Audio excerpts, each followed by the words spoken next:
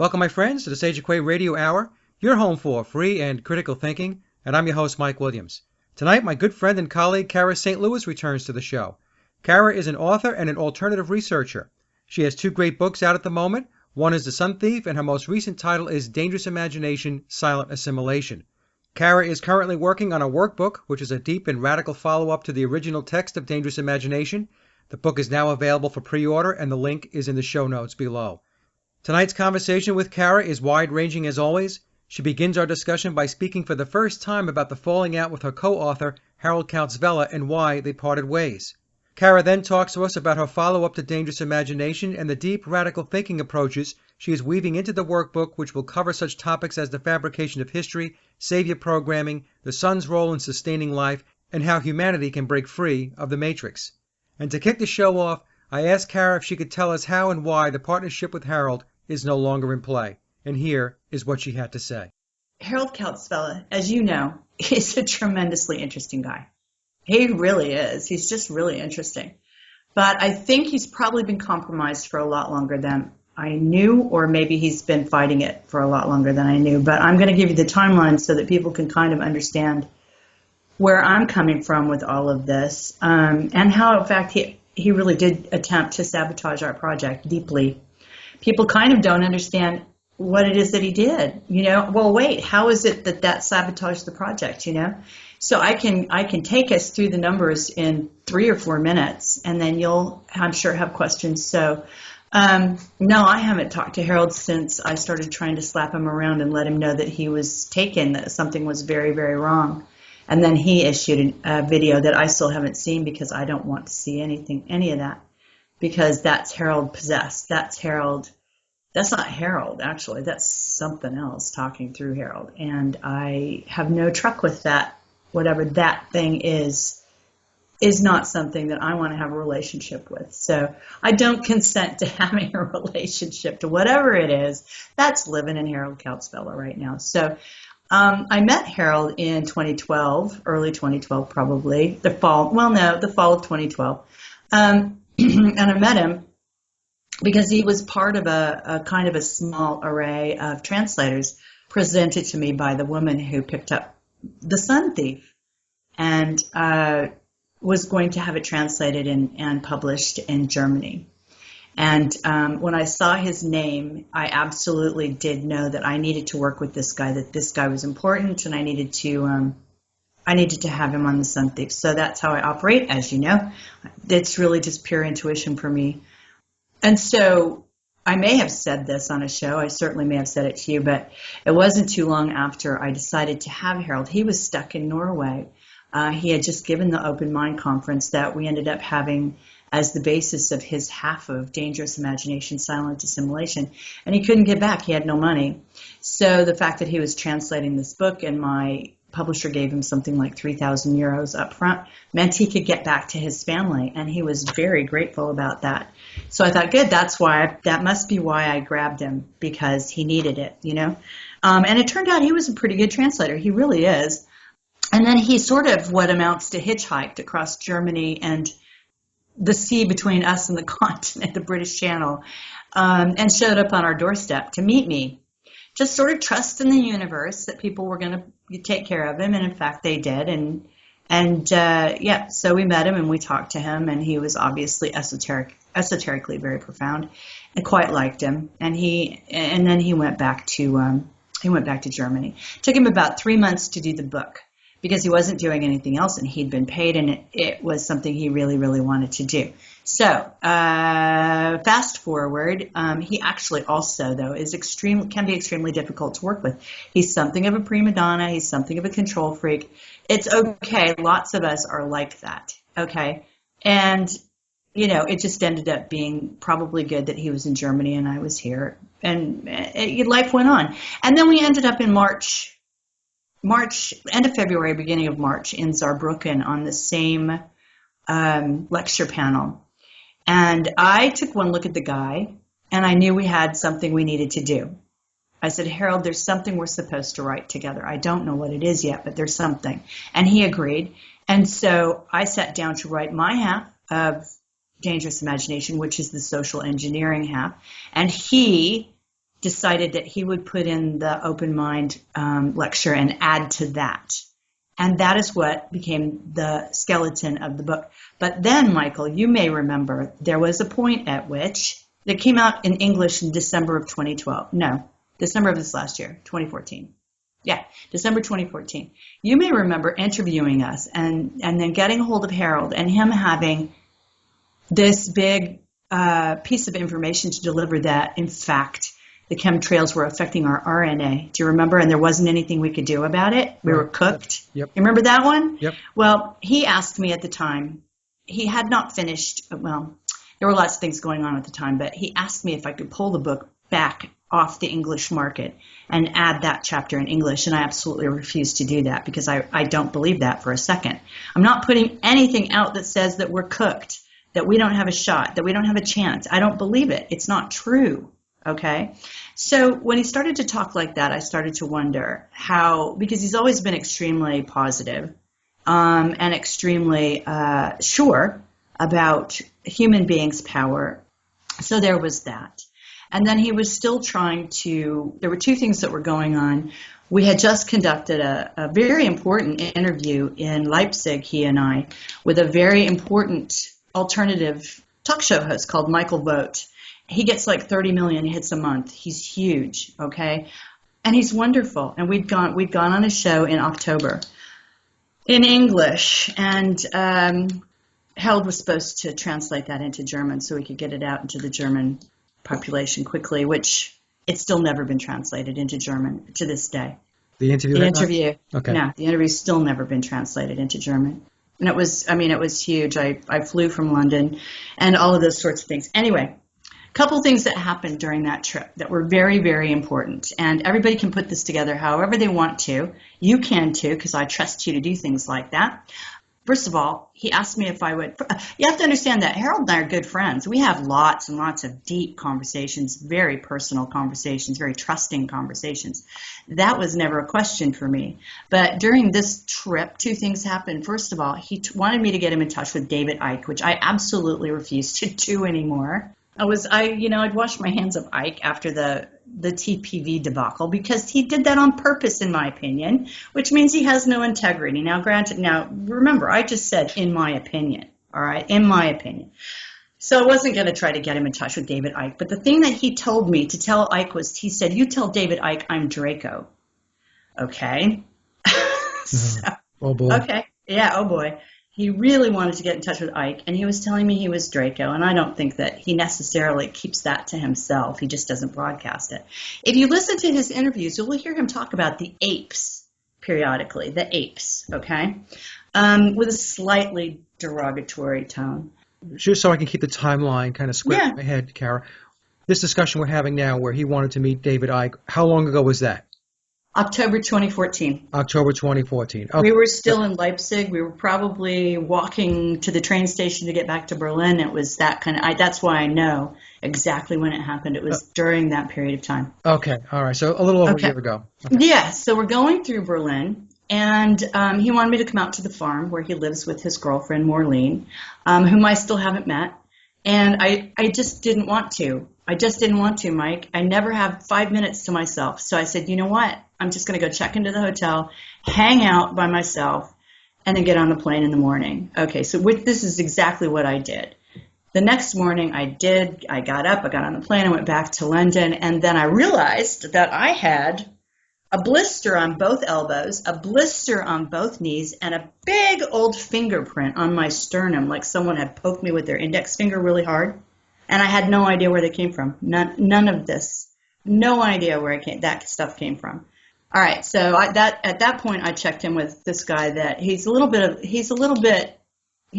out there, but he's also for real in most ways. I checked with Jay Essex about that, and he said that I had been checked out. He said, did you feel a presence in the room? And I said, no, but I felt like I had to go to sleep. I was going to go to sleep, and that was that. And he said, well, they were just checking on you. It was friendlies, and actually someone put a hand right inside your chest to check your heart. Now, who told you this? Jay Essex. Jay Essex is somebody I know who's walking the line all the time between He's a very powerful psychic. Some of the stuff he says is a little bit out there, but mostly he's absolutely spot on with the stuff that he says. I've had lots and lots of traffic with him, and he's absolutely authentic. So okay, so anyway, you went so before you went to sleep, there was nothing wrong. You didn't have any blisters or anything with your body, and then you woke up.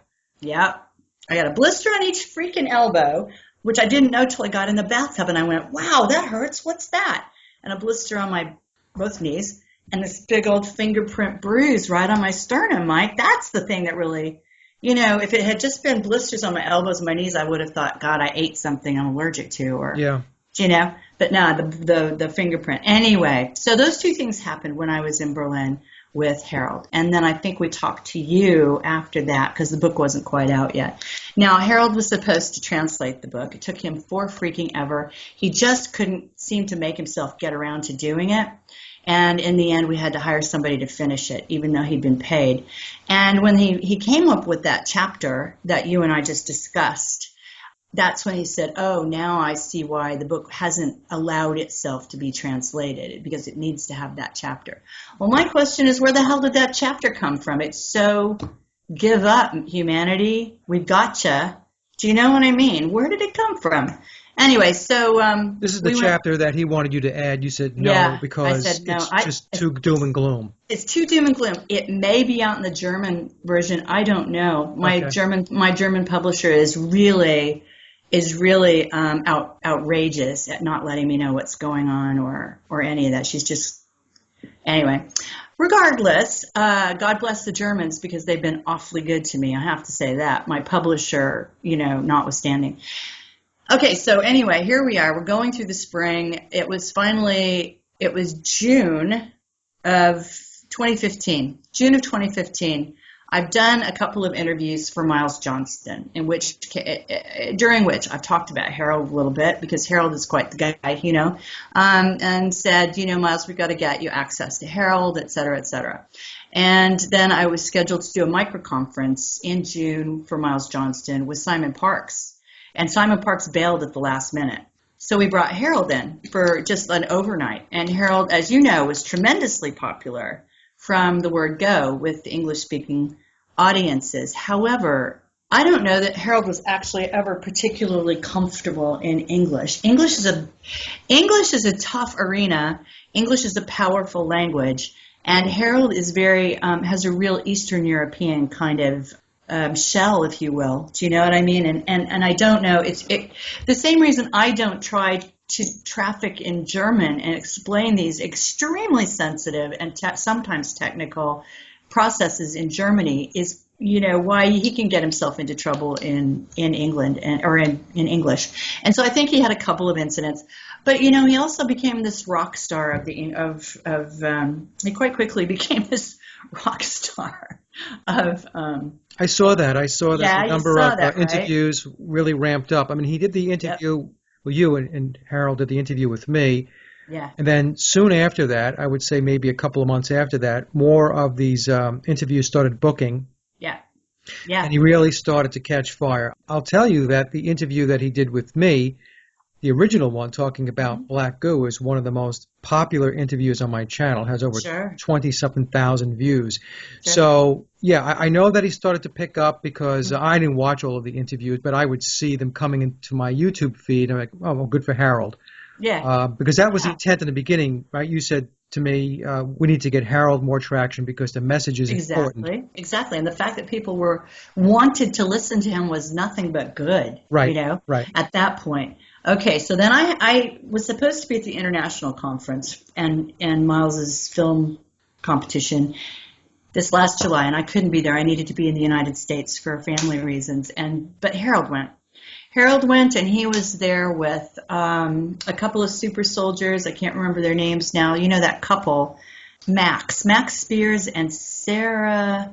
Can't remember her last name. I will. Anyway, they're very popular super soldiers, and some other great people were there, and Harold was there. And that's when things started to go south really, really badly, Mike. I mean, first of all, he sent me an email at that point saying that when Max and Sarah had come into the room, Harold had seen 4 giant spiders come into the room at the same time. Well, okay, we do talk about spiders, don't we? And we talk about the kinds of things that live in computers. What is it? That scuttlers. That's what Miles talks about. But Miles, as Miles says, if you can see them, then they're running you. Do you know what I mean? You have a relationship with these kinds of things. So just having him say that to me was extremely alarming. Also, he and I both wanted to talk to Sarah badly. We're both sort of drawn to Sarah, and he wanted to talk to Sarah because he said that he thought that they were related in some way and that she was channeling AI. Okay, fine. I didn't get to go, so I let him do what Harold does. And he didn't think that I should interview them because I want to try to do some work. I'd like to try to do some work with you, and I'd like to try to do some work with Miles Johnson and those sorts of things. And I was thinking of interviewing I was thinking, wouldn't it be kind of cool if Harold and I sat down at a table with those two? Do you know what I mean? Yeah. That could be a really killer interview. But he told me not to do it because he said they're basically weapons. Well, okay, they're super soldiers. Yes, they'll probably tell you that themselves, you know. And then we started getting this stuff about Harold talking about being, possessed by alien beings, and the fact that, and he said that Jesus had been born again, and that Jesus was 2 years old. And I mean, he just really kind of started to unravel in a big way over the summer, and had, for some reason, the locus was this international conference in England, and everybody who interviewed him was a piece of garbage, and he went to town destroying them, and he just sort of went off, man. And when I started to get wind of this, because obviously he wasn't telling me any of this stuff at all. I was hearing about this peripherally, and people were sending me interviews going, "Are you aware of this?" And I'd say, "No, I'm not aware of this." He also told me in the parking lot of the barge one night after the micro conference, I said, "You know what, Harold, I need to come." That was in June. "You know what? I need to come and finally meet your girlfriend, Maureen." And he said, "Okay, but when you come, if you meet Maureen, be sure you don't have any issues because she's ruthless." Now, what the hell does that mean? Well, I mean, do you see what I was like? Wow, what's happening here? What's happening? So that's not like a real warm fuzzy. No, it's not. And she's a shaman. She's a very powerful shaman, according to Harold. But what else is she? Is she running him? Is she his handler? You know what I'm saying? Yeah. I don't know. I've never seen her. He was trying to bring her forward for a while there. He was trying to bring her forward on Facebook, which I actually thought was kind of funny and I sent him a message. I said, "Harold, what are you doing, man? Are the girls chasing you? Does Maureen want you to put her out there?" And he said, yeah, that's it. The girls are chasing me. So Maureen is now going to be my partner, more obviously my partner. Well, that made sense. I mean, gosh, I'm a girl. I understand that. But I don't know if that's actually what was happening. And then when I heard this interview he did with Higher Side Chats, yep, I immediately started blasting him with questions, saying, "Dude, you are taken. You're taken. You're taken. You're taken. Stop it. You're all over the place now." There were some clairvoyants whom I also trust very deeply over here that are connected to the Basis Project, who tried to have a look at what was going on with Harold and said that essentially he's as close to dead as he can be and still be walking around, but there's something in there. So that's where I'm at, Mike. And how did he sabotage the project? Very in a nutshell. Well, that project had 2 prongs. It was a no excuses book. It was his side, which was the science, so, quote unquote science, and it was my side, which was the social engineering. And it was the how and the why together, so that there couldn't really be any bailout on what was going on. So what he did was try to get me to stop publication of the book with his half in it, which he couldn't do because he would be breaking all kinds of publishing laws. So he couldn't get me to do that. And what he did was release his half of the book as a free PDF on the internet. So what that means is people don't necessarily read the 2 parts of the book together the way they were put out, do they? And how does that sabotage it? Well, it means that the whys don't get heard, doesn't it? You want to read Harold's part because he's very popular and it's all esoteric and there's demons and things like that. But it eliminates some possibility of mine being heard. Now, it didn't really work out that way. Sales stayed pretty good, but But the agreement was that the book would be a joint venture, right? you better believe it. Right. So to go off, and I'm giving my opinion here, to go off and then extract your piece of the book out and say, well, you know what? I'm just going to go do my own thing after you agreed that it was going to Exactly. be a joint venture isn't right. Right. No, of course it's not. And it's absolute. If people don't get that the sabotage, that's sabotage now. Do you know what I mean? I mean, that's absolute sabotage. But I wanted to ask you, though, Cara, so that some of the audience can catch up a little bit. Yeah. Let me just give a little background. When I had Harold on the show, I think it was the first time that he was really speaking in the U.S., I think. And so he talked about the black goo, and he talked about EMF, and he talked about DNA, RNA, and all that stuff. And it was very popular stuff. It was very, like you said, very esoteric, but it was extremely intriguing. Yeah. Now, what happened since then? Like, where did, in your opinion, did he go off the rails? Where did he get basically, how do I say this, a little too esoteric? Yeah. Okay, and Well, where yeah. you said, you know what, hey, Harold, what's going on here? Because if you keep going down that path, we are going to have a credibility issue Right. because you're going to become not believable, Exactly. right? So what were some of the examples where you picked up on that? First, it was the RNA lecture that he gave us.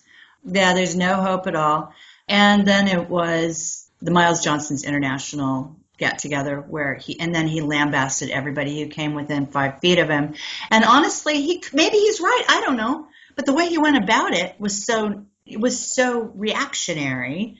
Do you know? If you'd had a private word with me about this or that and said, what do you think? And, that sort of thing. But he didn't. He just started making independent videos, blasting Miles, blasting the clairvoyants that he worked with when he was there. And basically just, as a matter of fact, Miles Johnston brought me that. Miles had sent me a text asking me if we wanted to do Ireland and Scotland next year. He was putting together some kind of tour. And I said, sure, absolutely. And then the next day he texted me back and he goes, you know what? There are videos that your friend is putting out in German just crapping all over everything that ever happened to him in England, which, by the way, you can't find now. What a shock, Mike. They disappeared as soon as we sort of started calling him on them. And the other thing is he sent me one of the things that, okay, here's another thing. Here's how I always know there's a demon on board related to Harold. When I started saying, look, you people are backing out, people are dropping invitations, people are, you've just gone too far. You can't, if you're possessed, we got to deal with that. And now you're making an announcement to the world and just all this stuff. You've been taken. We have to do something about it. He sends me back this email, indeed, at the very beginning of which was typically, Harold, look, you go, you do all of those things. It doesn't matter whether we're both there, blah, blah, blah, blah, blah, which of course was not an option for me because it just wasn't. Because my credibility came under fire when his came under fire. And then at the bottom of this freaking email, I went, there's the demon. It said, oh, but I do have to say it's rather embarrassing how much attention you seem to need. And do you hear that? Do you hear that in my voice when I say that? I can feel it on the back of my neck when I say it. And I thought, that's a demon talking. He was talking about you? About me. He never would have said, Yeah. it's a bit embarrassing how much attention you seem to need, Cara. And I was like, whoa, where the hell did that come from? We're out there lecturing and we've got this book. What are you talking about, man? And now, every once in a while, it's really funny, I'll put something up. It just happened recently, about a week ago. I'll put something up. I don't hear from Harold, but I'll put something up, and in the comment section, someone will say, wow, you really need a lot of attention, don't you? And I think, ooh, there's that demon again. But he told Miles Johnston they were on a lecture tour. Well, they were at the same lecture in Poland recently in November, and he told Miles that he had just had 5 demons exorcised. So A, what? And B, If he had, I'd know about it, because if whatever's in him that's steering the ship right now was gone, he'd have called me. He'd have emailed me immediately and said, "Oh, you're right. I was taken. I was messed up. Jesus Christ, I'm so sorry." Just whatever. But I haven't heard from him, and he has no intention of contacting me. I remember listening to the Higher Side chat. Well, let me just rephrase that. I remember trying to listen to it. Yeah. And I got about halfway through it, and I couldn't listen to it anymore because, and Harold, if you're listening to this, I'm just giving you my opinion, because if it was me, there were probably many others that felt the same way. Right. It was like he was off the rails. Yeah. And it had gotten so bizarre and so strange, and I'm trying to remember the specifics, but it's not coming to me right now. It was months ago. Yeah. And I remember thinking, well, I'm not going to listen to any more of this because this is so over the top and it's so weird that I have better things and other things to focus on that are more tangible that we can address to try to get the ship turned around. And I do remember also, I think you mentioned it earlier in our discussion here, that he did like a home video and he had your name in the title of the... that one. And I haven't listened to it. I don't want to. Yeah. And so it's really too bad, to be honest with you, because...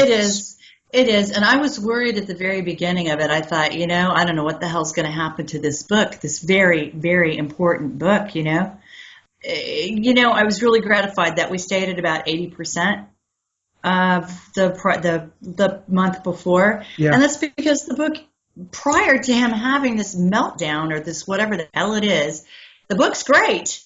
It in and of itself is a very important book, but he you're right, he went off the rails. There was an interview in Germany at some point where he was part of, the Q&A afterward that they will sometimes have when they line up everybody. And they asked Harold, what's it like to lecture all the time? And he does. He loves to lecture. He loves being on stage. What's it like to lecture all the time like this? And he said it's like having sex, actually. I mean, he just was starting to slide, man. Now that's just not okay, Mike, to say stuff like that. It's like having sex. You know what I mean? That's a cult of celebrity. I mean, absolutely. Yeah, that's a person who says those types of things is enamored with the fact that they have some kind of celebrity status. Right. And, they really thrive in feeling important, wanting to believe that what they're saying is so impactful that people are just all ears for them. So, right. I have to say this, and I'm not picking on Harold, because there are a lot of people in the alternative movement and the truth movement who operate this way and think this way. It's bad, because when you get caught up in that way of thinking, you're running in the same mindset, the same pack as the people that you used to call out. Right. Right? Yeah. You've fallen into the exact same trap, and it becomes about ego. Yeah, that's what it's all about, and right? That allowed something in, didn't it? But the thing is, nothing can come in unless you allow it or ask it to. That's the bottom line. He made a deal with something. He wants something real bad, Mike, and he made a deal, and that's what's going on. And I don't know if we'll ever get him back. I don't think he's comfortable in English anyway, in the English-speaking world anyway. And I think there are a lot of people who are just kind of onto his stuff. And he can't get anywhere in the English-speaking world now unless he makes things right with me, because anything less is going to be extremely suspect. And I am really suspect of Harold Couchvella at this point. He's got this is savior programming. This is savior programming writ large. He's a guru. This is cultist kind of stuff. We talk about the cult of personality in the activist arena everywhere, but certainly in the United States, which is why I came to London. One of the reasons I came to London, because I just couldn't function in the Hollywoodization of what was up with most of the activists in the States. It's just absolute bullshit. It's just part of the deal. It's just part of the negative stuff. So anyway, so that's why I wanted to talk about Harold, because for months and months now, 3 months, I suppose, I said I'm not going to talk about it because I have to stay neutral about it. I can't get emotional about it because then I'll get sucked in somehow. I can vouch for that, by the way, Cara. I can vouch for that. Okay, that you did not want to say anything Right. Because then whatever's got him could get a claw into me, and I don't want that. Well, it also becomes an unproductive tit for tat, right? Yeah, Right. we have moved on. So here's what I'm doing, Mike. Right now, first of all, I'm still teaching, so I've just had 2 or 3 days off. We're on break over here, and trying to get my old body, sort of rested up a little bit, from 23 9-year-olds beating on me all the time. I love them. Don't get me wrong, I love them. But wow, does that take an effect? I take it out of you. So, but what I'm doing right now on the break, I'm not going to the States. I'm staying in London this year and being with my husband, which is great. I also have some projects I'm working on, as always. Number one, Dangerous Imagination, Silent Assimilation is still a crackerjack book. It is still out there for sale. I just got some feedback from Alfred Levermont Weber about it, which just put me over the moon. I was like, sweet! He's read it. Stuart Swerdlow has read it. That means something to me, okay? They seem to know about it. Good enough, right? Good enough. And so what I decided to do was make a trilogy out of it. I'm calling it the Imagination Chronicles because in the end it has to be positive, Mike. It has to be about recognizing our power again, and reclaiming who we are as cosmic beings, which is rare and beautiful and so freaking important that predators are after us. Please remember that. I mean, there is no such thing as evil has won and we just have to give up and get over it. Not where I'm coming from. Absolutely not. Absolutely not. We're just a prize. We are a prize that they're still after. Evil has not won, or we would know that. So the Imagination Chronicles. The first one's out. That's the one Harold and I did together. The second one I'm working on right now, it's called Dangerous Imagination, Silent Assimilation Workbook. I sent you the rough outline of the chapters I'm working on right now. I hope my friend Mike was a bit blown away by the radical. Hopefully he sees this as radical, because I sure as hell want it to be radical, because I think it needs to be. We need to kick each other out of bed. And what's happened to us is radical. So it's only about fighting fire with fire.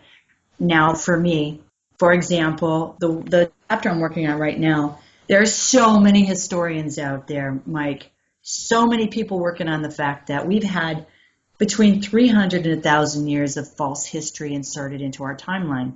Ta-da! Yep. That's number one. Okay, number one is that. That's what I'm working on right now. Well, Cara, before you, let me just say this. When I received your outline, there was two things, two chapters that actually really caught my attention. And first of all, let me just say this. The radical thinking part of it is absolutely right. We have to radically think. If you're going to think traditionally, conservative, within the same paradigm that we're actually stuck in, nothing's going to happen. We're not going to make any change. So you have to think outside the box, drastically outside the box. Right. The second thing is when you talked about the great forgetting. Yeah. I had put a video up, I guess about 2 weeks ago or 3 weeks ago up on the blog, and it was called the Phantom Time Hypothesis. Which claims that the period between 614 AD and 911 AD did not exist. At least, yeah. And the historian is a German historian. His name is Heribert Illig, ILLIG, and he had ILLIG, and this was back in 1986 that he had proposed this and said that part of history, the early medieval times, was all constructed, that it never actually happened. And of course the Roman Church was heavily involved in it, other secret societies. So it's very, very interesting. So when I read The Great Forgetting Indeed, and then I recall the post I put up about 2 or 3 weeks ago, it was very weird. I thought to myself, isn't that interesting? Yeah, because that's what's up right now, Mike. We're getting ready to bust through that. Yeah. It's not just me. I'm just doing doing things the way I do them, which is to try to be very sort of common understanding about various things that people can then run with and do their own investigating to whatever level it works for them at that time. Yeah. But the Great Forgetting, actually, I did not make that up. That there was an article put out, I can't remember, or a book. No, that's the title of a book put out a while back, which is true. The Great Forgetting is true, but it's also false, because what the guy's talking about is history that probably, yeah, we forgot it, but did it ever actually exist? Do you know what I mean? Right. So this is the conundrum. This is where we find ourselves, knowing that history is absolutely unreliable. You cannot use history to quote unquote prove anything, and yet there's also truth there. There has to be truth. If there is no truth in what they do to us, the spell won't work. It's black magic, Yes. right? And they have to tell us what they're doing in some way, or it just doesn't work. So yes, there is truth in there, and there are people out there doing some tremendous work, and I'm deeply into working on that chapter as well. The list of scholars who absolutely know that our timeline has been monkeyed with is very long and very prestigious, really. And no matter what you might think about Isaac Newton, we all have our opinions about Isaac Newton. Now, he was a chronologist as well, and he knew immediately that things had been messed with. And the way that the people knew things had been messed with were, it was the astronomers. The astronomers were sort of tracking the planets and tracking the phases of the moon and eclipses and things like that, and it didn't add up. It just didn't add up. So they knew something was wrong, and they could identify periods of time that couldn't possibly have happened. So there's 300 to 1,000 years that just didn't happen. Go ahead. Well, I was just going to say, you can, if you want an example, and I'm talking to the audience here, of how history can be altered. All you need to do is look at the current events. Look at what's taking place today. Let's take an example, right? 9/11. There's an official story out there. Well, that official story becomes history if it's allowed to. Right. And so 50 years from now, 100 years from now, when people are reading books or kids are reading history books, if that history is not altered to reflect the actual truth of what happened, then people are going to get the fairy tale version 50 years, 100 years, 200 years from now. So I want people to think about that, because this is how it happens. Now, if they can do things like this in an era where we have all of this technology, we have the ability, we have the internet, we have cameras, we have all of this stuff that allows us to be able to catch these things and correct them. If you go back 100 years ago, or 200 years ago, 500 years ago, 1,000 years ago, that type of technology was not there. So they can basically do whatever it is they wish to do, because they controlled the books, they controlled the publishing, as they do today. Right. So why does this particular chapter, why does this actually matter? Well, you start to stray into territory where it's so big, people can't hold it. Do you know what I mean? Yeah. When you start saying things like there's 1,000 years, one way to think about that is that it's not really 2015, it's 1015. Okay? That's a way to just use the eraser. Then the question becomes, what actually did happen? There's a lot of this stuff is coming out of Russia now, you see. Russia's opening up and things are coming out, and a lot of people in Russia. There's a fellow called Anatoly Fomenko, Fomenko. He was an astronomer, and he's one of the people who most clearly and vocally described this idea that a lot of the history could not have happened. Another thing, there's a woman who's working. I have to say this about this woman who's working. She's in Austria right now. I think she's Russian. She's certainly from the Eastern Bloc based on her accent. But her YouTube channel is called New Earth, one word, Newearth, The Survivors, okay? And she is doing she's only one of my sources, but she is doing absolutely phenomenal work in revealing the fact that like for example, survivors of Atlantis had been with us until as late as 200 years ago, all over the globe, Mike, and she can prove it.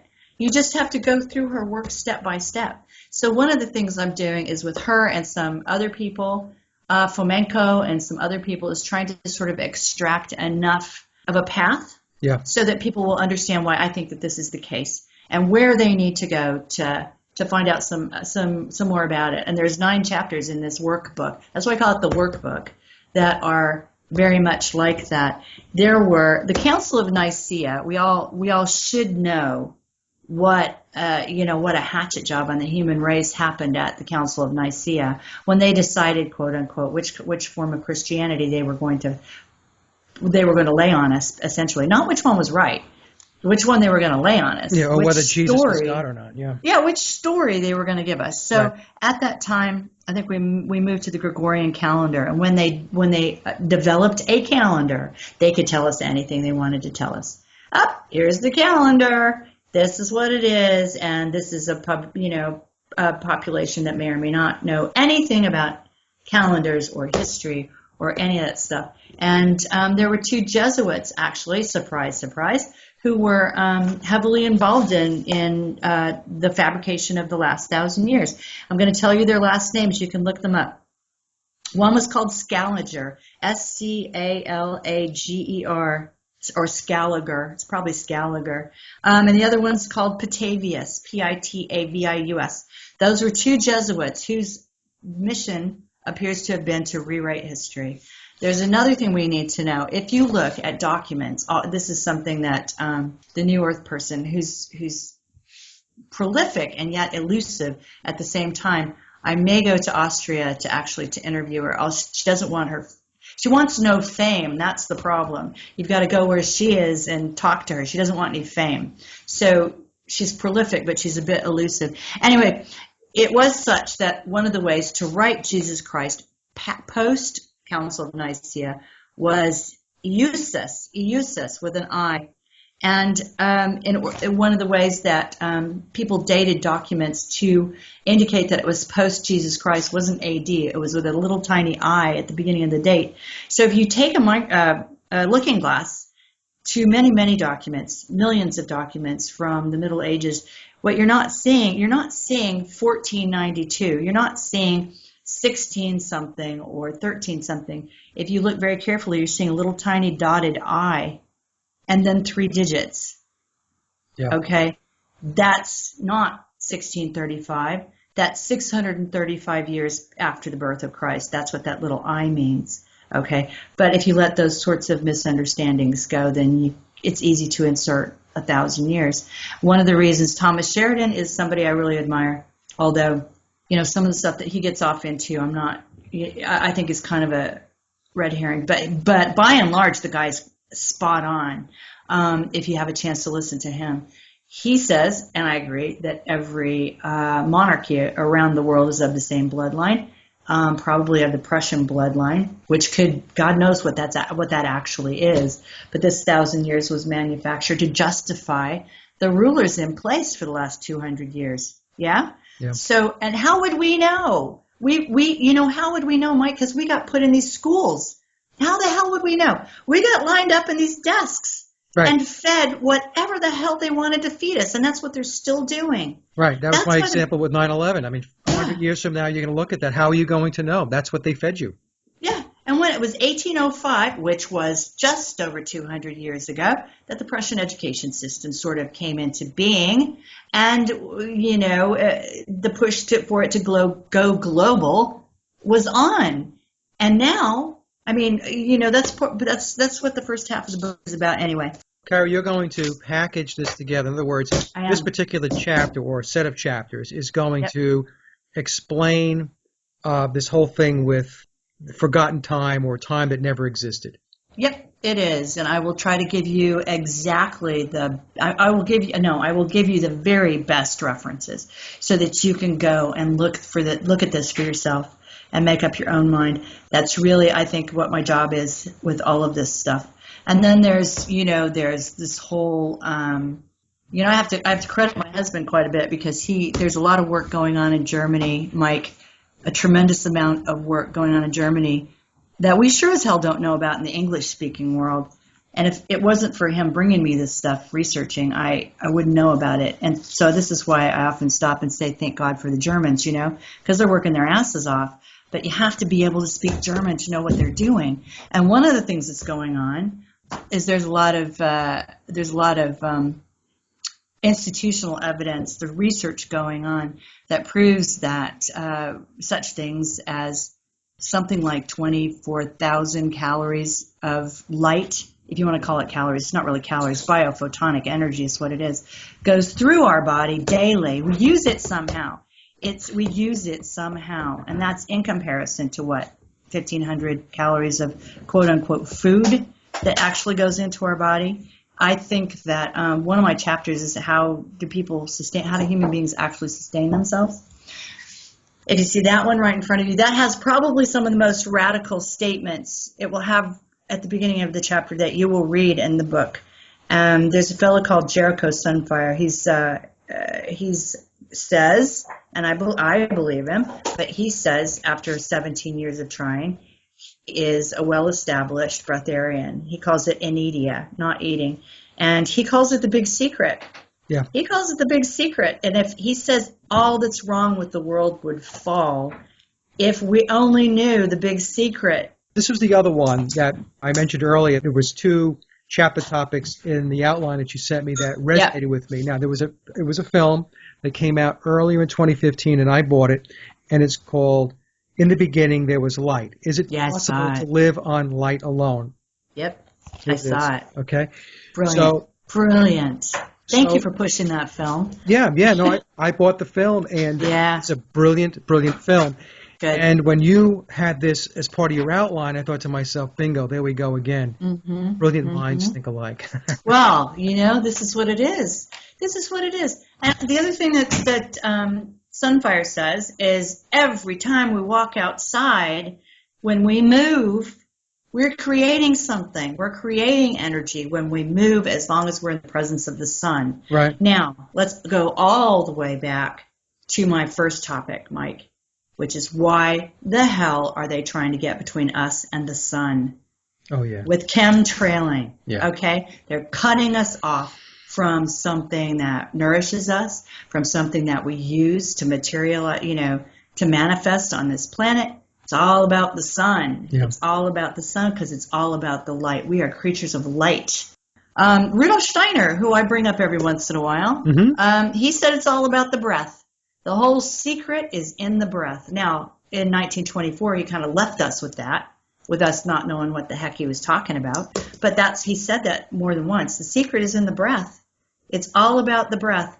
And if we in fact if it has been proven that 24,000 units of biophotonic energy goes through our bodies every day, Jericho Sunfire says we're a filter, the human body is a filter, then why the hell do we need this other stuff, this junk that they pour into us? Now, I have to always say this, Mike, when I say this on a radio show or on a television show, we live in a belief system, and belief systems are mighty powerful, and they can kill you if you're not very, very careful. So Mike and I are not espousing that you should stop eating. The way I look at this stuff, and you tell me if you agree, okay, these are hidden or occulted elements of existence that we do not know about because they have been suppressed.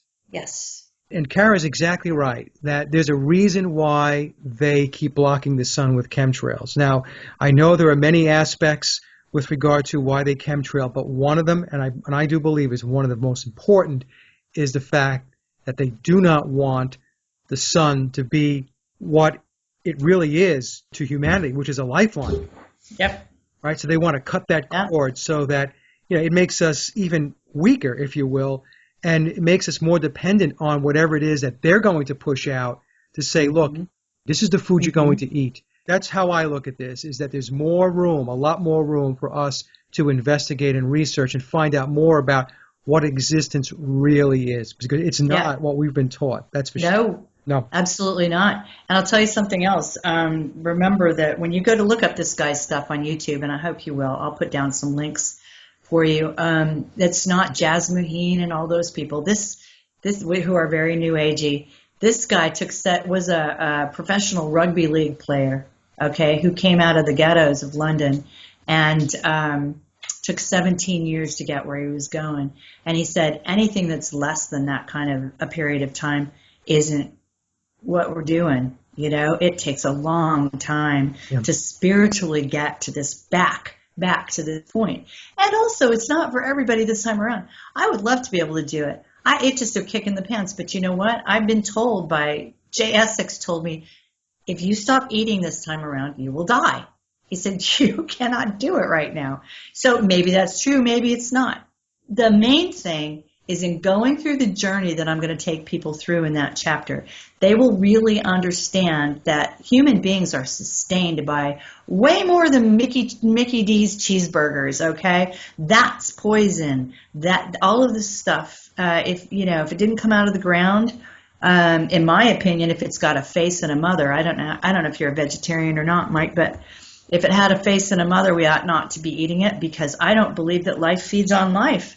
I think that's a big con. I think it's, especially based on the fact that biophotons are probably the primary source of our sustenance on the planet. Your saliva. See, this is another thing that's been picked up by the mighty Bonacci. Bonacci talks to this guy all the time too. He interviews Jericho all the time as well.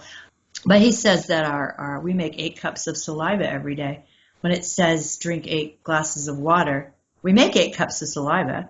So is that really what we mean, or really what was intended? I don't know. But we really need to get in there and figure out what's going on here. And we need to get in there and figure it out fast.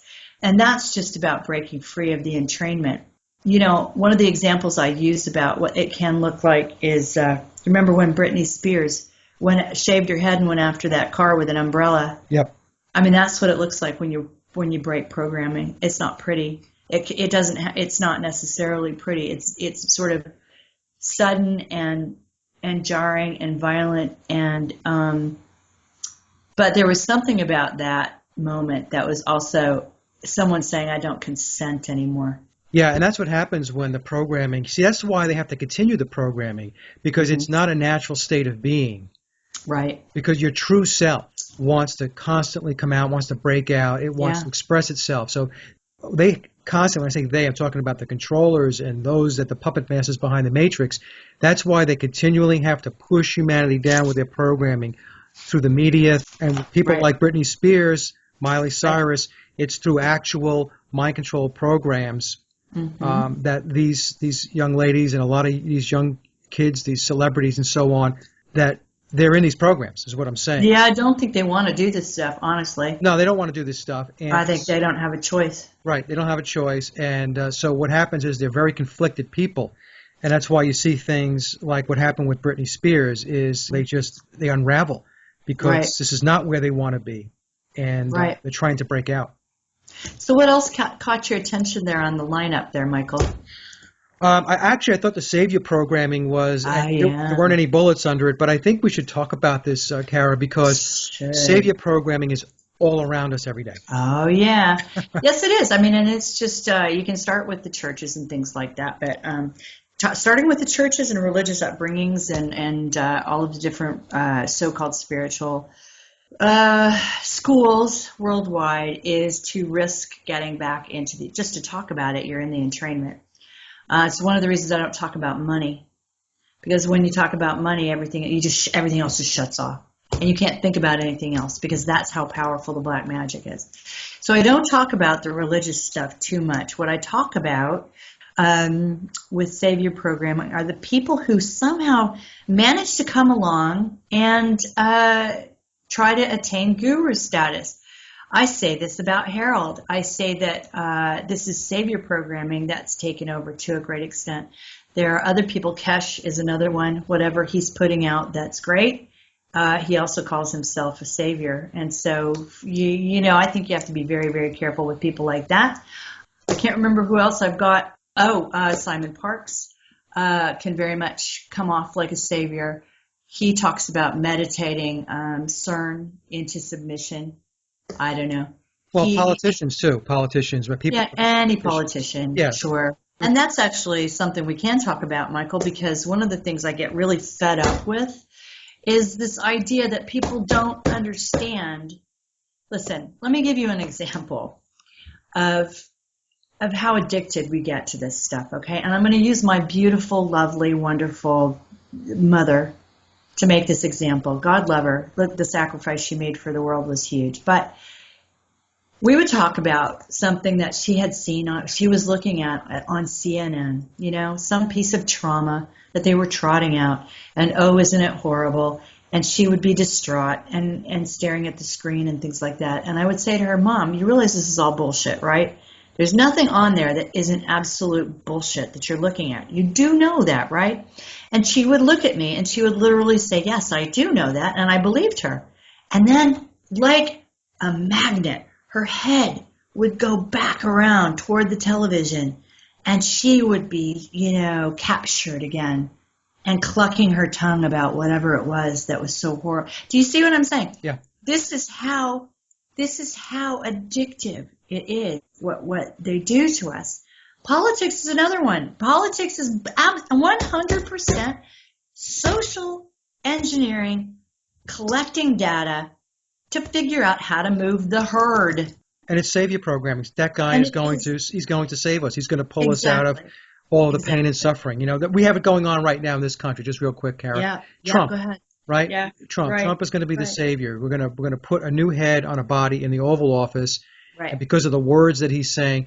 And the savior mentality says, in my view, that you personally feel like you don't have to do anything.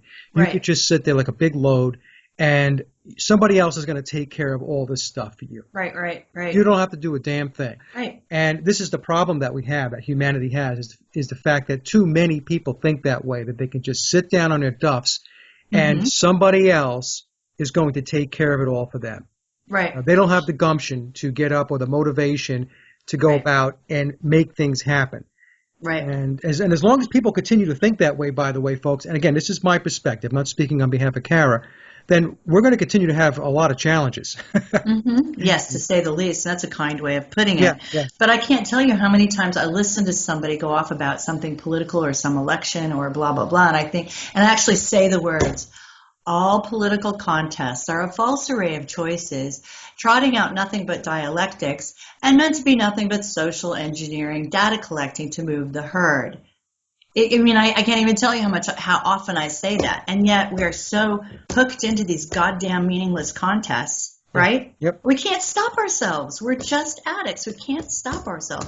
Right now the whole thing is Bernie in the States, right? Yeah. Bernie Sanders. Is that his last name, Sanders? Yeah, Bernie Sanders. To me, he's no different than Ron Paul. He's just the other edge of the spectrum, and they're trying to figure out how many people are hooked into his stuff, into his political, Yeah, I think he's different than Ron Paul. I'll just give you my perspective. Well, okay, but you know what I mean? In terms of gathering of social data, it's just gathering social data at the other pole. Yeah, I mean, all of these candidates represent a segmentation of the population.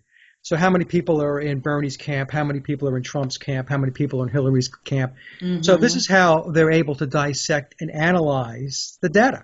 Right. How do we manipulate next? What's the next set of programming that's got to go out so that we can steer the herd in a certain direction?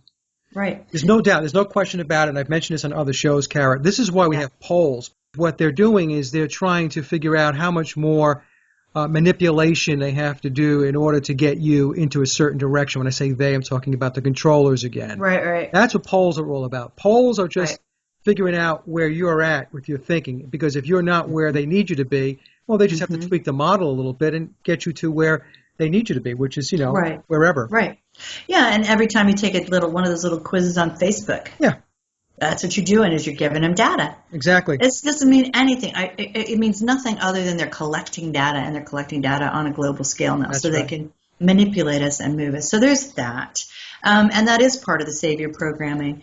And that started with because while I'm writing this chapter on history, I hate to actually try to nail anything down right now. For example, in my chapter on Prussian education system, I do a timeline on the people who brought up this idea of compulsory education and being educated for the benefit of the state and all of that, and I take it back to Plato.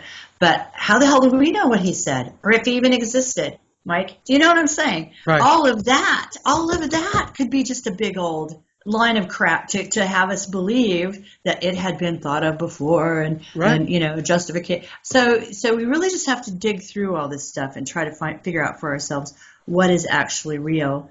Yeah, so the Savior programming, Somebody else who's doing that big time right now is Stephen Greer. Have you noticed this with him? You know who I mean. His name's Dr. Stephen Greer. I know. He looks like, to me, I'm going to say this, I'll probably get in trouble psychically, but the guy has always looked to me like a giant reptile in a human suit anyway, with the bulging reptilian everything.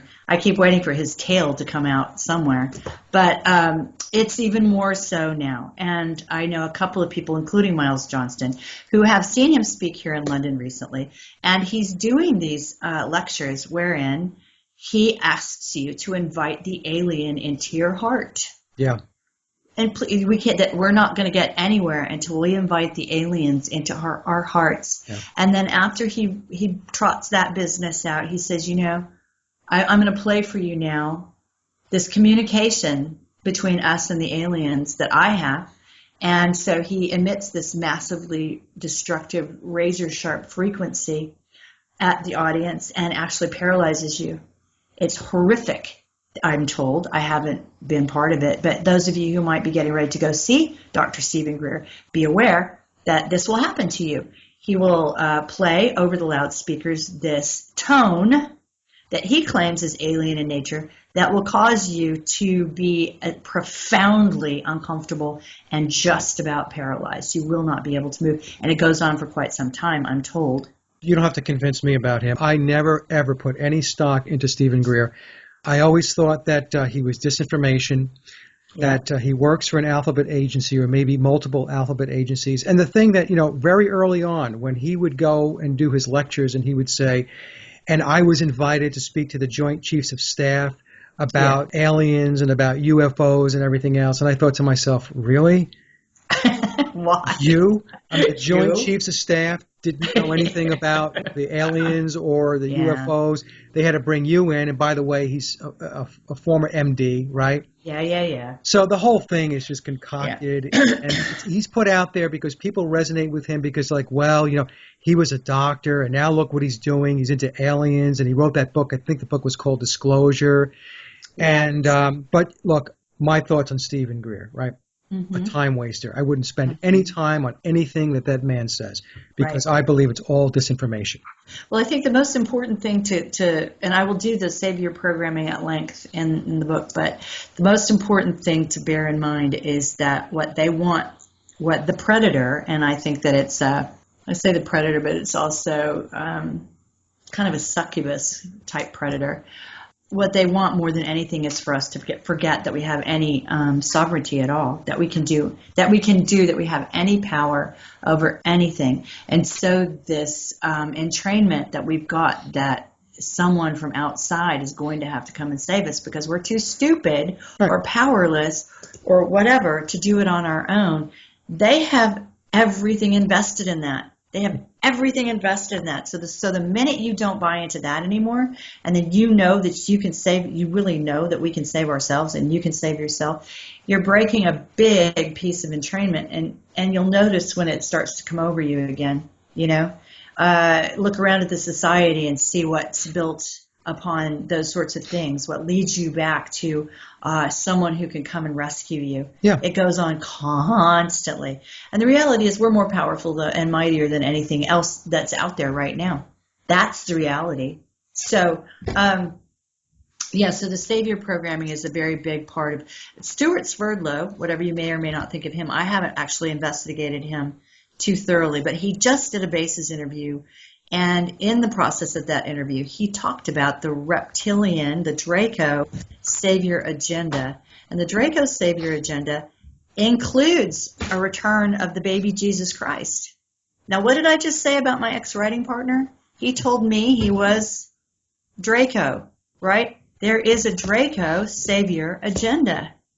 And it rolls out with the new birth of Jesus Christ, which Harold says has happened, and the child is 2 years old.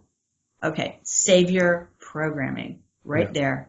All right, I don't know. So the question is, when I work on books like this, the main point is to find a path through. Yeah, and if history is not our friend, if we have no history that we can count on, what do we have? One of the things we have is mythology, Michael. We have the myths.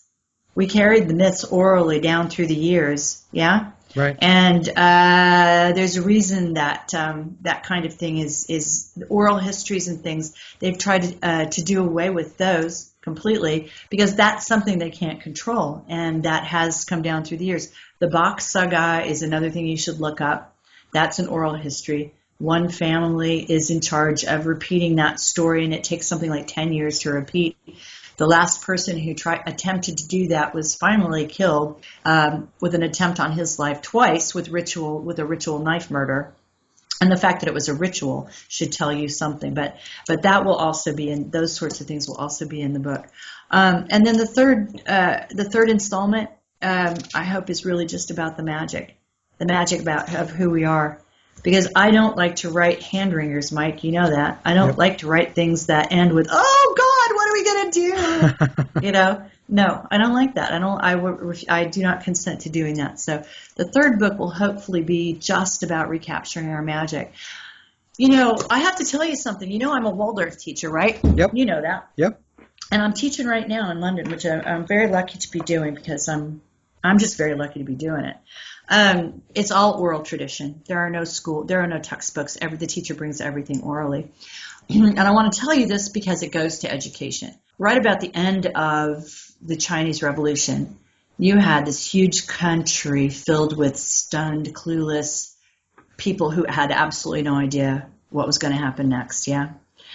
Ripe for the freaking Prussian education system to walk in, which it did, through our beloved so-called education pioneer, Thomas Dewey, who is nothing more than a Fabian socialist. He went immediately after the Chinese Revolution to spread, and it worked well. It worked very well. They fell into line instantly, and now people call it the big hive mind. The big hive mind, right? But let me tell you something. I had a Chinese intern in my classroom last week. Guess what the number one fastest growing form of education in China is today? What would it be? It's Waldorf. Okay, good. They're looking for their souls, man. They're looking for their souls again. Okay? Waldorf is huge in China, spreading like wildfire. And I hope this woman comes back to my classroom because dealing with her was unbelievably interesting because their issues and how Waldorf education addresses those, which is all about the imagination. It's all about storytelling. It's all about protecting the connection between the left and right hemisphere, yeah? The three problems that they have is that Waldorf kids tend to be very, very unself-conscious and very much on purpose, and which is how human beings are supposed to be, this false adolescence crap, you know, that got laid on us thanks to Margaret Mead. It's not true. We're supposed to be unself-conscious, joyous, take a big bite out of life beings, and that happens in most Waldorf classrooms. So she wanted to know how to make that happen in a culture where people are very inward, people are very shy, people are very hesitant to express themselves in any way. So that was very interesting to me. The other couple of things were that Chinese parents tend to drill their children in academics, which you can't do and be a Waldorf kid. You know, there's a time and a place for everything, and that's not it. Being drilled in this crap when you're 5 is not it, I promise. Okay, there was that, and then there was this this long history of only having one child, and trying to have it be a male child. Every kid in your classroom is a little emperor, and you're trying to form this community. So, isn't it terrifically interesting that they're trying to address these social ramifications, these social ills, these dead ends with, my beloved pedagogy? So go Rudolf Steiner, smartest man that ever walked the face of the earth, you know. And another thing is, a lot of things that are happening in the schools, especially in Britain, is because Great Britain in 2004, the Steiner schools, they call them Steiner schools here, decided to get in bed with the government so they could get extra funding for their kindergartens. They now have to meet government criteria, which to me makes me break out in a rash. You know, I lecture against that constantly, right? But, you want money from the government, this is what happens. You're being, Anyway, a lot of what's happening is that the government wants us to put our planning on a computer. And they have yet to figure out how to get a Waldorf plan, whether it's weekly, monthly, block, or daily plan, onto a computer. It doesn't go. There's no format that will capture what it is. Okay, that's what I was going to ask. Why not? Because I guess the way they No, have it traditionally structured, the Waldorf approach does not fit into their structure. doesn't go. It Right. doesn't go. Rudolf Okay. Steiner, you freaking genius. Yeah. Okay. Okay. So this is my plug for Waldorf. I mean, these alternative education systems are also battlegrounds. They're constantly after us. Okay. And just getting into the bed with the government in Great Britain is one of the ways that sometimes we capitulate. That has not happened in the United States. We want to stay as far away from the U.S. government as we can. But what has happened in the U.S. is we have this education system that makes wonderfully open young individuals that should not be subjected to media, and parents aren't keeping that edict. You know what I mean? Yeah. So that's a problem. That's a problem. There's video you can get. The Waldorf School of Silicon Valley. Those guys, they don't let their kids watch TV, play video games, or Steve Jobs. Steve yeah, Jobs. hang out with any media at all till they're about 12, which is what we say globally anyway, because they know it screws them up. Yep. They just, but America's got to hear that message. What exactly are you losing, Mike? If you turn off the news till your kid's 12, what are they missing? Not missing anything. And that's see the problem that we have, Cara, is it's not the children, it's the adults, it's the parents, it's the guardians who are so entrained and so stuck on the hamster wheel, and so their head is like cemented in. Yep. That's what has to get broken. It's the adults that have to be reached to say, hey, look, would you please wake up? Because otherwise what's going to happen is you're going to have a perpetual motion machine of generation after generation after generation is going to raise their kids the same way, basically in a big box of lies. Yeah, right. Right. So it's got to stop. The other thing I would recommend, without getting into the conversation, because I know that you're kind of limited today as to your time, but the other thing I would tell you to do, without getting into a big conversation about it, is to stop joining the freaking military. Yeah. Stop joining up. They can't run a war if nobody comes. All right? Stop. There can be no huge blood sacrifices if there's nobody there to shoot people. And the people who are coming back from these so-called wars, they're ravaged. They're ravaged souls. You're not doing anything patriotic. You're not doing anything good. You're not doing anything productive. You're just sending your sons and your daughters to be absolutely torn to shreds by demonic principles. So stop, we want peace. We want peace, Michael. Stop joining the freaking military. Right. If there's no military force, maybe we have a chance. It's so easy. You want peace? Stop joining up, man. They're always promoting war. I mean, it's everything. It's on TV. It's in the magazines. It's on the radio. It's by a hat with the Air Force, Marines, Army on it. All of this stuff, bumper stickers. And what people don't understand is that what's going on here is you're not fighting for democracy. You're not fighting for freedom. What you're doing is you are furthering the agenda of imperialists who are looking to colonize the world. End of discussion. And to protect and also to grow the profits of the corporatocracy that is totally in bed with what's going on across the world with these wars. And what happens is, your kid comes home, while they're in the military, they've got them on cocktails of psychotropics, which cocktails means 2, 3, 4 different types of psychotropics. They come home, they're maimed, and then they want to make it sound and look really good by saying, hey, you got your legs blown off. You know what? We're going to put 2 prosthetic devices on you, and you're good to go. And it's really a sick, very sick depiction and portrayal of what they're really being used for. Exactly. And it's the blood too, Mike. It is the blood. It's the blood sacrifices. And it's unbelievable what's going on, And they want to show you a Special Olympics where a bunch of guys or gals were maimed in war, and because they can, play basketball in a wheelchair. Don't get me wrong. I'm really glad that person who was an amputee can do that. But my point being is they shouldn't be in a wheelchair. That's right. Okay, that's right. They should have their legs. They should have their arms. They should their body should be intact. And it's just, folks, listen to me, okay? Yeah. I'll go off on the rails on this thing.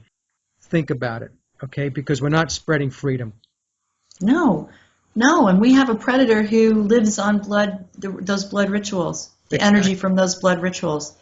That's, just a big part of it as well. Yep. Not so. Okay. The other thing I want to tell you, because I know, like I said, I know you're limited today, but there's another project in the works that probably won't come out till 2017. I am really lucky. Have you ever interviewed Maria Wheatley? I have not. She's a friend of mine on Facebook, but I have not. You need to. Okay. You need to interview the both of us in about early 2017 because we're working on something together. Maria and I are working on a book.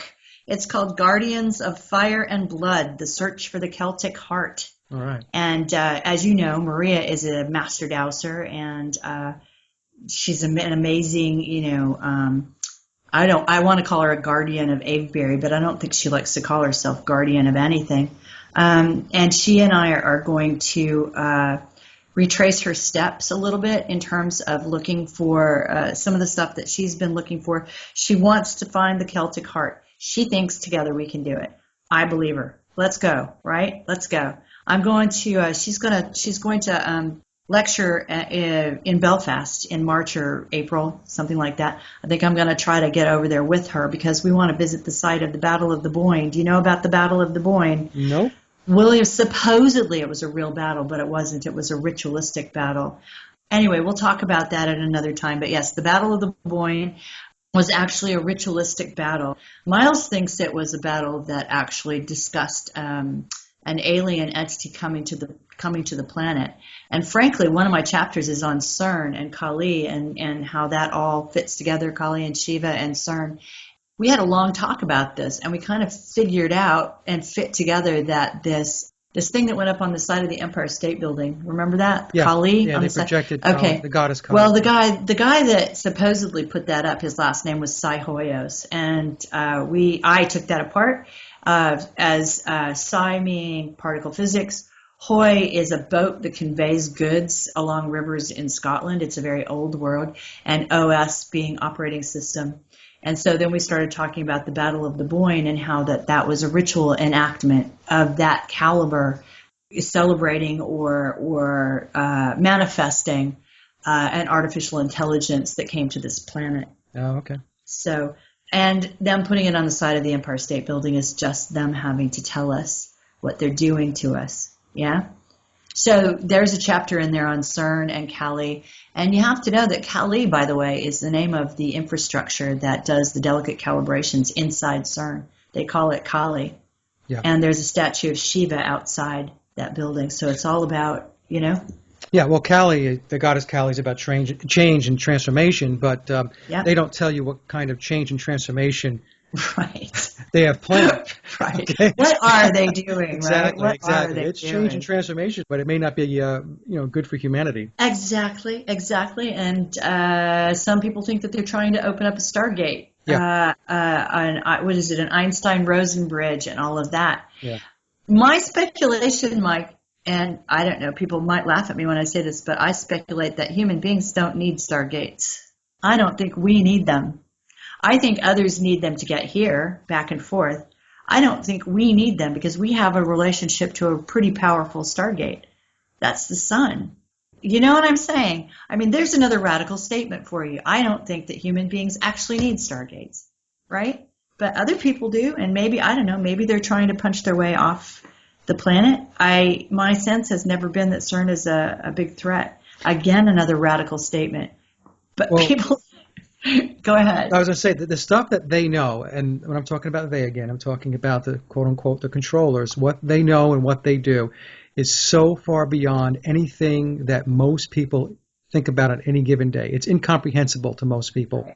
Right. So even though like you and I are having this conversation and some folks might think it's kind of weird and out there, like we're talking about maybe you don't need food. Maybe you can get your nutrition from the sun. People would think, oh, that's crazy, right? Right. Okay. All right. But if they knew what these people are working on and what they're trying to do, right, getting nutrition from the sun would seem like, you know what? That sounds like a good idea. So, they have no comprehension of what these people are engaged in, and it's I know, and that's why this is a workbook, and that's why I'm slapping people up the side of the head with the radical statements to begin with, and then working my way back down every chapter to something that might be more palatable. But the reality is, this is where we live. Okay? This is where we live. We're watching our children die. Yeah, we are. I know we are. Admit it out there. You can't deny it anymore. They're killing our kids every day, and we're all miserable. What the hell do you have to lose by investigating this stuff and really finding out who you are? You find out who you are. You don't need a guru. You don't need a savior. None of that. You don't need any of that.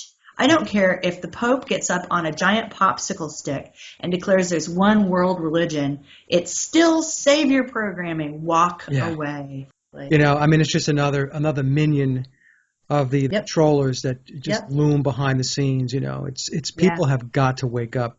They have to wake up. And you know what? Somebody suggested to me the other day, this is just a little beside the point, but it untied a big knot for me. I never could figure out how the hell I ended up in Europe. Know what I mean? Yeah. How the hell did I end up over here? Just like I got the book out that was my mom's, you know what I mean? And then boom, it felt like somebody just spun me around and aimed me at Europe and gave me a giant drop kick, and here I was. And then things started to go right in terms of my getting the word out, and things started to happen, and people started to give a shit and help me get it out into English. Somebody said to me the other day, Jerry McLaughlin, we were at the Celtic exhibit at the Museum of something or other. Can't remember, British Museum, I think.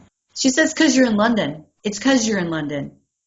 The pipes stay clean here for the elite, for the bad guys. Everything goes out from here unblocked because it has to. Okay. So if you're operating here in London in this middle of the spider's web, of course your stuff's going out, because there's nothing but pipeline out to the rest of the world from here. Right. So does that explained it to me in a heartbeat. Yeah, I thought, that makes okay. sense. That's okay. I'm using the enemy's frequencies to get my workout. So that explains the whole thing, and that explains why I feel as if I just can't go back to the States. I'll get buried again. You know what I mean? This is a tough place over here, Cara. And I know you know because it is tough. It's like swimming through concrete that's drying. It's just when you talk to people and you try to interact with them and you try to get the message out, get them to notice things. Yeah. Boy, oh boy. Yeah, and then the question is, where do you start?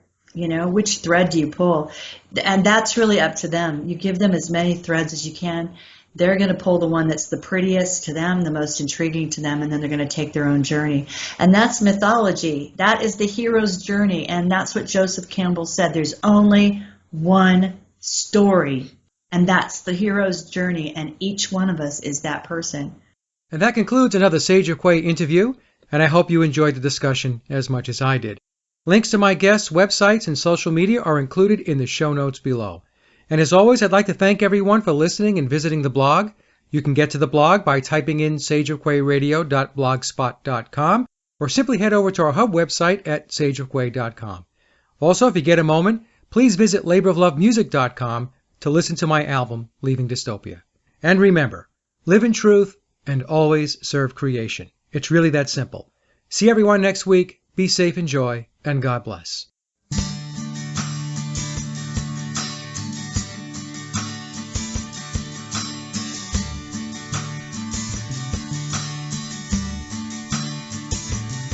Sometimes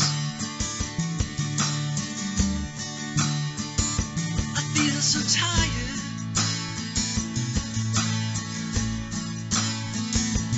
but today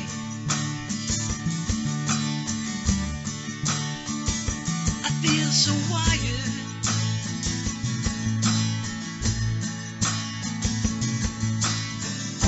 And I look through my crystal ball. All I see is that wall.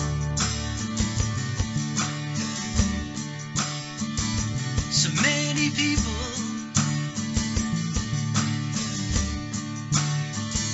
are standing still,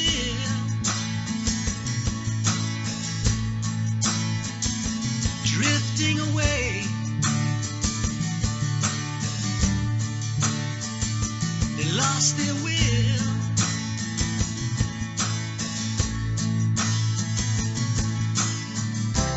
I just want to shake them and give them ears. Wake up. in fear. You are human. You are a beautiful soul. You are one with creation. Come on, get up, let's go.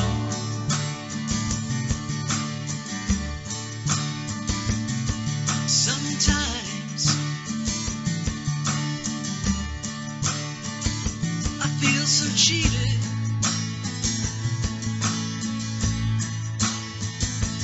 But today I won't be defeated.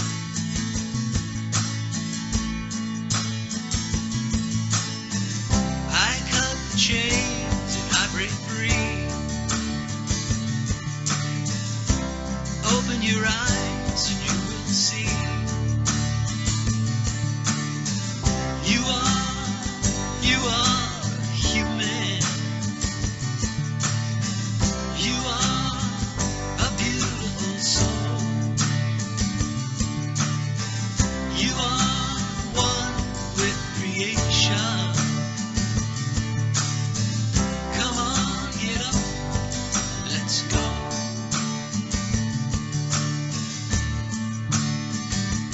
We are here to live and learn. Another life, another turn.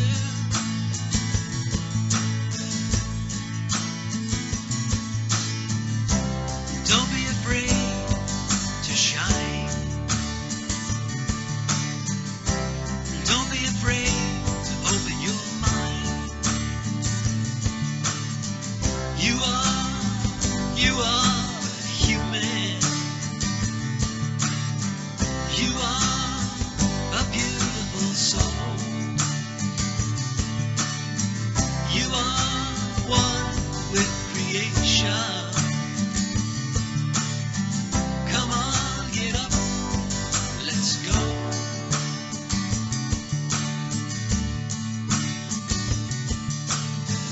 You are a beautiful soul.